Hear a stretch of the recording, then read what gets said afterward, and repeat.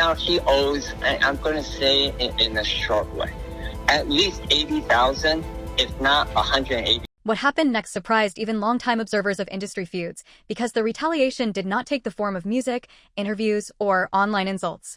Instead, it emerged through business channels, property access, and legal leverage. Reports surfaced describing a situation in which a landlord partnership leaked surveillance footage and coordinated online posts combined to leave Jim Jones temporarily locked out of his own recording space. The strategy appeared deliberate, almost theatrical, as if designed not merely to respond, but to send a message. The sequence began on February 19, 2026, when security footage circulated online showing Jones forcing his way through a locked door at the studio where he recorded his podcast. According to accounts, the electricity had been cut and the locks had been changed, leaving him unable to enter normally. The clip spread rapidly, not because it was shocking on its own, but because of who shared it. The footage was posted publicly by 50 Cent himself, accompanied by captions that many viewers interpreted as mocking. In the days that followed, additional posts appeared from people connected to his business network. Documents were shared, audio clips surfaced, and commentary multiplied. Among those joining the online pile-on was Cameron, who had once been Jones's teammate in the Diplomats Collective. The involvement of a former ally added another layer of intrigue, suggesting that the situation was not simply a dispute between two individuals, but a moment drawing in old relationships and unresolved tensions. Observers described the response as strikingly calculated. Nothing about it appeared spontaneous. Each new post seemed timed to keep the story trending, ensuring that attention never drifted away. The result was a narrative that played out like an episodic series, with each development building on the last. Importantly, the confrontation never turned physical. Instead, it unfolded through paperwork, property access, and public perception. That distinction became a major talking point online. Commentators noted that in an industry historically associated with aggressive rivalries, this approach represented a different kind of power move, one based not on confrontation but on control. What made the moment especially notable was that it did not come out of nowhere. The entire chain of events traced back to a podcast episode recorded 2 months earlier, when a discussion about documentaries unexpectedly ignited a fuse that would eventually lead to one of the most talked about industry clashes of the year. What I'm trying to say is, I've been happy to be able to invest in myself and something that I know is going to help a lot of other people. I'm not building this facility for myself. During that earlier podcast conversation, the tone initially seemed casual. The hosts discussed documentary filmmaking in general, debating whether it was ethical for someone to create a film about another person without that individual's approval. The topic arose when Dave East posed a question about creative boundaries and consent. At first, it sounded like a philosophical discussion about media ethics rather than a personal attack. However, the responses that followed shifted the atmosphere. Jim Jones described the idea as petty and unnecessary, suggesting that producing such content could cross a line. Another participant, Mino, compared the concept to releasing someone's private recording without permission, an analogy that immediately made the conversation more pointed. Though no names were mentioned directly, listeners quickly sensed that the discussion might be referencing a real situation rather than a hypothetical scenario. The group's agreement was immediate and emphatic. Instead of debating multiple perspectives, they seemed unified in their criticism. That unanimity gave the impression that they felt strongly about the subject, which in turn made the segment more likely to attract attention once clips began circulating. Online audiences often gravitate toward moments where speakers appear passionate or unfiltered, and this exchange fit that pattern perfectly. Media analysts later noted that tone plays a powerful role in how commentary is interpreted. Even when speakers intend their remarks as general observations, listeners may perceive them as targeted if the timing coincides with real-world events. In this case, the timing proved crucial. Because a high-profile documentary had recently been released, many viewers assumed the conversation was referencing it. That assumption changed everything. What might otherwise have been dismissed as a theoretical debate suddenly felt like a critique directed at a specific project and its creator. Once that interpretation took hold, the clip spread quickly, fueled by speculation and commentary. This moment illustrates how easily intent and perception can diverge in public discourse. The hosts may have believed they were discussing a general principle, but audiences interpreted their words through the lens of current events. And in the entertainment industry, perception often matters just as much as intention, sometimes even more. We also have a partnership agreement where half of what he's building now, his media, belongs to us. But he won't tell us how much he's making and doing all these things.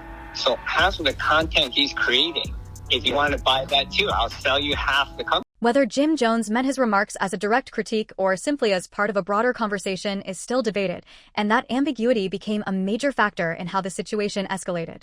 Fellow speaker Fabulous added another layer to the discussion by questioning whether producing a documentary about someone without their consent could raise legal concerns.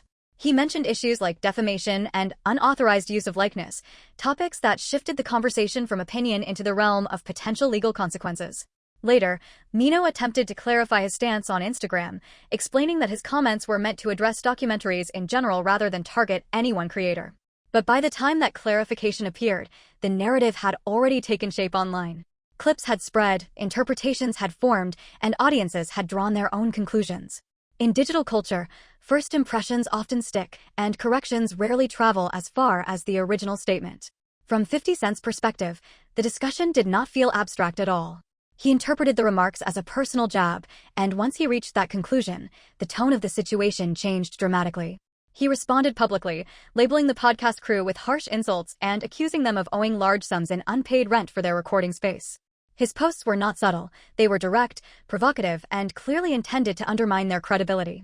He went further, reposting clips from the podcast alongside mocking captions and offering to purchase their studio outright. The move signaled that he was not interested in a simple back-and-forth argument. Instead, he was positioning himself as someone with the resources to turn criticism into leverage. For observers, this marked the moment when the conflict stopped being a verbal dispute and started becoming a strategic confrontation. Mino fired back online with insults of his own, warning that if tension was what 50 wanted, tension was what he would get. By Christmas Day 2025, the hosts escalated things again by releasing a freestyle diss track aimed at him, recorded over his own beats. It was a bold gesture, but many commentators later argued it only gave him more material to work with. What they saw as retaliation, he appeared to see as opportunity. You gotta watch and see how he responds. And then when you see, he like, oh, he really like that. Give me this, get me Jim. To grasp why the situation captured so much attention, commentators zoomed out and examined the broader ecosystem surrounding both sides. Rivalries in hip-hop rarely exist in isolation. They're often tied to crews, alliances, and business networks. Jones's roots trace back to the Diplomats, a collective that built its reputation on loyalty, flamboyant style, and a strong sense of internal brotherhood. That identity shaped how fans interpreted the current drama. On the opposing side stood the legacy of G-Unit, a brand that became synonymous with strategic dominance during its peak years. Known for aggressive marketing, coordinated releases, and calculated feuds, the group cultivated a reputation for turning conflicts into promotional opportunities. Because of that history, some analysts argued that the recent events felt consistent with an established playbook rather than a spontaneous clash. Observers emphasized that when disputes involve figures connected to influential crews, the narrative automatically expands. It stops being about individuals and becomes about affiliations. Fans begin comparing histories, alliances, and past statements, constructing a larger storyline that stretches across years. That is exactly what happened here. Social media threads filled with timelines, old interviews, and archival footage meant to provide context. One reason these group dynamics matter is because they influence how audiences assign credibility. Supporters of one camp often interpret events in a way that favors their side, while rivals do the opposite. The result is a split perception where the same footage can be viewed either as humiliation or as proof of resilience, depending on who is watching. Industry insiders also noted that collective identities can intensify conflicts because they add layers of pride and loyalty. When someone connected to a crew is challenged publicly, it can feel like the entire group's reputation is at stake. Even if no one else speaks directly, the association alone raises the emotional stakes. This broader lens helped explain why a single clip could dominate conversation for days. It was not just a viral moment, it was a collision between two legacies that had shaped an era of music culture. Fans who grew up during that era saw it as a continuation of a long narrative, while younger viewers experienced it as an introduction to rivalries they had only heard about. In that sense, the incident functioned like a bridge between generations of hip-hop audiences. It reminded longtime followers of old tensions while giving newer fans a glimpse into the competitive traditions that defined the genre's earlier years. And once that historical dimension entered the discussion, the story became far bigger than one confrontation. This look bad. What? Oh, they caught me on a bad day? Right. I wasn't even on my This they caught a weak one. The implication behind the conversation did not go unnoticed. Even though no one explicitly named a target, the timing led many listeners to connect the discussion to a recently released documentary exploring allegations surrounding Sean Combs. The project, distributed through Netflix, had already sparked debate online, and the podcast remarks seemed to echo criticism circulating among viewers. Because of that overlap, audiences quickly interpreted the segment as commentary on that specific production rather than a general discussion. The hosts' language grew sharper as they spoke. They questioned the motives behind creating such a film and suggested that presenting negative material about someone could be seen as exploitative. One of them even referred to the concept as resembling a mockumentary, implying that it blurred the line between documentation and ridicule. Their tone indicated skepticism toward the idea that such a project could be purely objective. As the conversation spread online, listeners dissected every sentence, trying to determine whether the remarks were intentional shots or coincidental parallels. In digital culture, ambiguity often fuels engagement because it invites interpretation. People debated whether the hosts were criticizing a specific individual or speaking broadly about the industry. The lack of a clear answer only intensified interest. Critics of the podcast segment argued that the hosts were oversimplifying a complex issue, noting that documentaries can serve many purposes, from investigative journalism to artistic expression. Supporters, however, felt the discussion raised valid concerns about consent and representation. This split reaction ensured the clip continued circulating, as disagreement tends to generate more conversation than consensus. What made the moment particularly consequential was that it caught the attention of the very figure many believed the hosts were referencing. From that point forward, the discussion was no longer just a theoretical debate. It had become personal, at least from one perspective, and that shift set in motion the chain of events that would soon escalate far beyond words. He's like insane. To me, it's worth very little to nothing. But if it worked out for you, I just throw that in as a sweetener. Okay, so what I'm trying to say is he signed a lease with me. The situation began when Jim Jones and his podcast co-hosts openly criticized the documentary work of 50 Cent during a recorded discussion, and what seemed like casual commentary quickly escalated into something far more consequential. Their remarks were not delivered in a private conversation or an off-record setting. They were broadcast publicly, which meant the critique instantly became part of the wider entertainment conversation. Within hours, clips circulated across social platforms, drawing attention not only from fans but also from people connected to 50's business and media network. What looked like ordinary podcast banter soon transformed into a flashpoint that triggered a chain reaction few expected. Observers noted that tension between artists is nothing new in hip-hop culture, where rivalry has historically been part of competition and branding. Yet this situation stood out because of how rapidly it escalated from commentary into real-world consequences. Instead of responding with a diss track or a sarcastic social media post, the response that followed seemed calculated, strategic, and rooted in leverage rather than emotion. That distinction is crucial because it reframed the conflict from entertainment drama into a demonstration of influence. Fans who followed the unfolding situation described it as an example of modern industry power dynamics in action. The podcast criticism may have sounded like opinion, but in a business environment where reputation can directly affect deals and partnerships, even commentary can be interpreted as a challenge. Some analysts pointed out that public figures with extensive business portfolios often respond differently to criticism than artists whose influence is limited primarily to music. When someone has investments, media connections, and corporate partnerships, their response tools extend far beyond lyrics or interviews. This is what made the moment so striking. The retaliation that followed was not loud at first. It did not begin with headlines or dramatic statements. Instead, it unfolded gradually, almost methodically, as if each step had been planned in advance. By the time the public realized what was happening, the response had already taken shape in ways that shifted the balance of control. What began as a podcast conversation had triggered something larger, not just a feud, but a demonstration of how power can be exercised quietly before it becomes visible. And that realization set the stage for everything that followed. I was thinking of building like a little mart, but we'll see how that goes. Hold up though. Show you what we'll be doing. I'm building a multi-purpose content creation facility for media, fashion, music, and broadcast. Public reaction to the footage was swift, loud, and often merciless. Online commenters turned the clip into a running joke, analyzing everything from the way Jim Jones approached the door to the expressions on the faces of those around him. Memes appeared within hours, many of them exaggerating the scene for comedic effect. Some mocked his struggle with the lock, while others used wordplay referencing his past affiliations and music career. The most cutting remarks were not about the door itself, but about what viewers believed it symbolized. Several users tied the scene to broader conversations about wealth and authenticity in hip-hop, arguing that the incident exposed a gap between image and reality. Comments suggested that the footage challenged the persona he had cultivated over decades, a persona associated with success, influence, and financial strength. Whether fair or not, That perception spread quickly because visual evidence tends to carry emotional weight. Amid the flood of jokes and criticism, Jones chose not to respond with anger.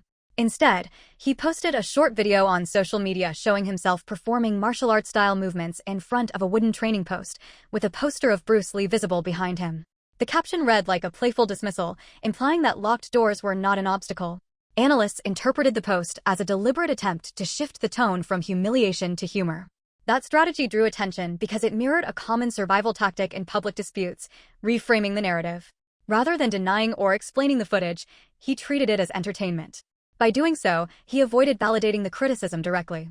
Some commentators praised the move as smart damage control, noting that reacting emotionally would likely have fueled the situation further.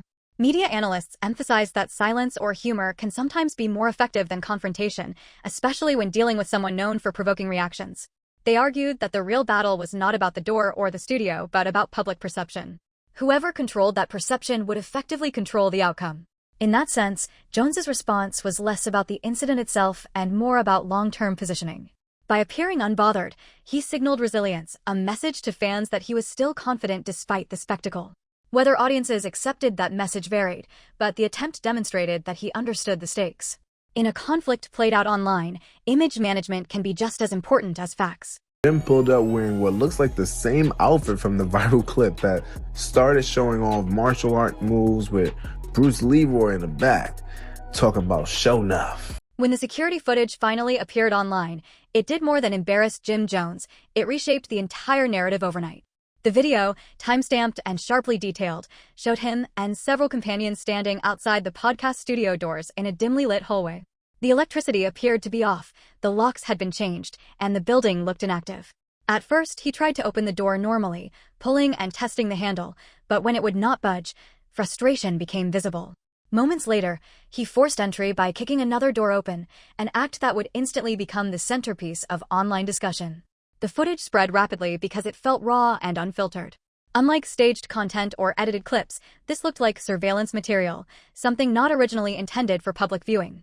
That authenticity made it more compelling and, for critics, more damaging. Viewers interpreted it as proof that the financial dispute described earlier was real. Whether or not that interpretation was accurate, the visual evidence gave the story a sense of finality. The clip had been posted by 50 Cent, and the caption attached to it was as calculated as the footage itself. Instead of a direct insult, he used humor and sarcasm, joking that situations like this would not happen if they were friends. The tone was light on the surface, but unmistakably pointed underneath. Observers noted that this style of mockery has long been part of his public persona, a blend of comedy and confrontation designed to keep audiences entertained while placing opponents on the defensive. He also uploaded what he claimed was an eviction notice addressed to Joseph Guillermo Jones and the studio's management entity. According to the document shown, a 15-day default notice had expired weeks earlier, followed by a 5-day termination notice that had already passed before the footage was recorded. That timeline, if accurate, suggested the confrontation occurred after the lease had officially ended. Social media reacted instantly. Comment sections filled with jokes, analysis, and debate. Some users called the move strategic brilliance, while others questioned how he obtained access to private surveillance footage in the first place. The conversation quickly expanded beyond the individuals involved and turned into a broader discussion about power, leverage, and reputation in the entertainment industry. What made the moment unforgettable was not simply the humiliation factor, but the sense that it had been orchestrated. To many viewers, it looked less like a spontaneous post and more like the final step in a carefully planned sequence. In that interpretation, the footage was not just content. It was the closing argument in a public case built piece by piece. So now the question is, did 50 Cent really expose Jim Jones, or did Jim Jones just turn 50 Cent's troll into viral content? Don't forget to drop in the comments who you guys think took this round, 50 Cent or Jim Jones. Commentary channels wasted no time dissecting the situation frame by frame, treating the clip almost like analysts reviewing game footage after a championship match. One of the most widely shared breakdowns came from All Urban Central, which focused less on the embarrassment itself and more on the mechanics behind it. Their analysis centered on a single question that viewers across multiple platforms were asking: how exactly did 50 Cent obtain access to the building's surveillance system? That question became the story's central mystery. Some speculated that his alleged partnership with the landlord granted him full access to the property's security network. Others believed the footage might have been provided directly by someone connected to the building. Without official confirmation, theories multiplied, each one adding another layer of intrigue. The uncertainty kept people talking, and in online culture, sustained curiosity often matters more than definitive answers. The channel pointed out that the situation illustrated a rare contrast, the seriousness of a legal eviction paired with the absurdity of how it played out publicly. Evictions are typically quiet, procedural events handled through paperwork and notices. In this case, however, the process unfolded like a reality show episode, complete with dramatic visuals and commentary. That contrast is what made the incident so widely discussed. Observers also noted that by releasing the footage himself, 50 effectively controlled the narrative from the start. Instead of waiting for rumors or second-hand accounts to spread, he presented a visual story that audiences could interpret directly. In modern media dynamics, the person who releases the first piece of evidence often shapes how everything that follows is understood. He did not stop with one clip. Additional posts followed, each one maintaining pressure and keeping the situation in public view. Deadlines were mentioned, warnings were implied, and the tone remained playful but relentless. Analysts described this approach as strategic persistence, a method of keeping attention fixed on a target without ever appearing overtly aggressive. For viewers, the spectacle became almost episodic. Each new post felt like another installment in an unfolding series, encouraging people to check back for updates. That ongoing engagement is what transformed a local dispute into a viral storyline watched far beyond the music community. By the end of that week, the incident was no longer just a conflict between individuals. It had become a case study in how modern feuds are fought in the age of constant digital visibility. When balling took place, and I'm looking and I'm going, oh, he having a moment. That's the Lloyd Banks. It's Lloyd Banks thing. He wanted that. Further analysis from commentators highlighted why Jones's restrained response might have been strategically wise. According to breakdowns circulating online, the worst possible reaction when facing someone skilled at provocation is to show visible frustration. Doing so confirms that the tactic worked, effectively handing the instigator a victory. By contrast, humor or indifference can disrupt the cycle, denying the provocateur the emotional payoff they seek. This dynamic is particularly relevant when dealing with personalities known for calculated trolling. Analysts explained that such figures often operate by creating situations designed to provoke a reaction, then amplifying that reaction for public consumption. If the target refuses to play along, the strategy loses momentum. In that context, Jones's martial arts video looked less like a joke and more like a defensive maneuver. Observers compared the situation to psychological sparring rather than a traditional feud. Instead of trading insults directly, each side seemed to be testing how the other would respond. One used exposure and documentation as weapons, the other used humor and nonchalance as shields. That contrast made the conflict unusually compelling because it felt like a chess match rather than a shouting match. Some commentators also pointed out that Jones's choice avoided escalating the situation into something more serious. Public feuds can sometimes spiral into legal or personal territory if both sides intensify their attacks. By refusing to match aggression with aggression, he reduced the risk of the dispute crossing that line. In the eyes of analysts, that restraint suggested awareness of how quickly viral drama can become real-world trouble. At the same time, the response allowed him to maintain visibility. Even though he was not engaging directly, he was still part of the conversation. His video circulated widely, generating discussion and keeping his name in headlines. From a publicity standpoint, that meant he remained relevant in the narrative instead of being overshadowed by it. Ultimately, commentators framed his reaction as a calculated balancing act, acknowledging the moment without surrendering control. Whether it fully neutralized the situation is debatable, but it demonstrated a clear understanding of how modern public conflicts operate. In a landscape driven by attention, sometimes the smartest move is not to fight louder, but to redirect the spotlight. Jimmy was not a rapper then. Right. He was your man, like on the side, like in the side, just he was not a rapper. As the fallout continued, attention shifted toward Jim Jones himself and how he historically handled pressure situations. Analysts began revisiting older interviews, performance clips, and past disputes, trying to determine whether his current calm demeanor was genuine or strategic. What they found was a pattern. Throughout his career, he has often responded to controversy not with immediate retaliation, but with calculated timing. That approach, they argued, reflects a survival instinct developed during an era when reputation could determine whether an artist's career thrived or stalled. Industry observers pointed out that Jones emerged during a period when public image in hip-hop was inseparable from credibility. Artists were not just musicians, they were brands whose personas had to feel authentic. Any sign of weakness could be amplified and turned into a narrative. Because of that environment, veterans from his generation often learned to absorb public hits quietly before choosing the right moment to respond. In their view, what looks like silence is sometimes patience. Another reason commentators believed he stayed composed was because reacting emotionally might have shifted the spotlight away from the original dispute and onto his reaction instead. In modern media cycles, the reaction often becomes the headline rather than the incident itself. By refusing to escalate, he ensured the focus remained divided rather than unified against him. Some analysts even suggested that his calm tone might have been a subtle message to fans, a signal that he considered the situation temporary rather than damaging. Public perception, they noted, is heavily influenced by how a person carries themselves after embarrassment. Confidence can make a controversy fade faster, while visible frustration can prolong it.